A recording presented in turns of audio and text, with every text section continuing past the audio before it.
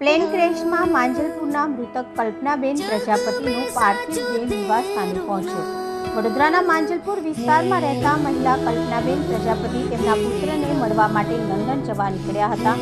અમદાવાદથી લંડન જતી એર ઇન્ડિયાની ફ્લાઇટ ક્રેશ થઈ હતી, જેમાં અનેક મુસાફરોના મોત થયા છે। આ ઘટનાના ત્રીજા દિવસે વહેલી સવારે કલ્પનાબેનના મૃતદેહને કોફિનમાં ઘરે લાવવામાં આવ્યો। કોઈપણ પ્રકારની અવ્યવસ્થા ન સર્જાય તે માટે ઘર પાસે પોલીસ બંદોબસ્ત મૂકી દેવામાં આવ્યો હતો। મૃતકના પરિજનો અને મિત્રો મોટી સંખ્યામાં ઘરની બહાર આવી પહોંચ્યા હતા।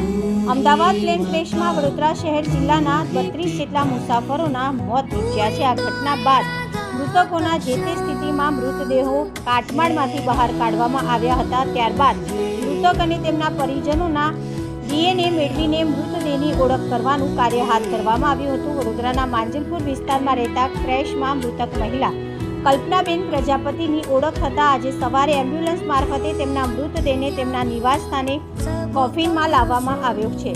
કલ્પનાબેન પોતાના લંડનમાં રહેતા પુત્રને મળવા અમદાવાદથી ફ્લાઇટમાં બેઠા હતા। તેઓ લંડન જવા માટે ખૂબ ખુશ જણાતા હતા અને તે ખુશી તેમને નજીકના લોકોને જણાવી હતી, પરંતુ વિધિ કે કંઈ બીજું જ લેખમાં લખ્યું હતું અને અમદાવાદથી લંડન જતી ફ્લાઇટે ઉડાન ભરતાની સાથે જ તેમનું મૃત્યુ થઈ ગયું હતું। સૂત્રોએ ઉમેર્યું કે કોફિન પર તેમનો ફોટો મૂકીને તેમની અંતિમ વિધિ હાથ ધરવામાં આવી છે।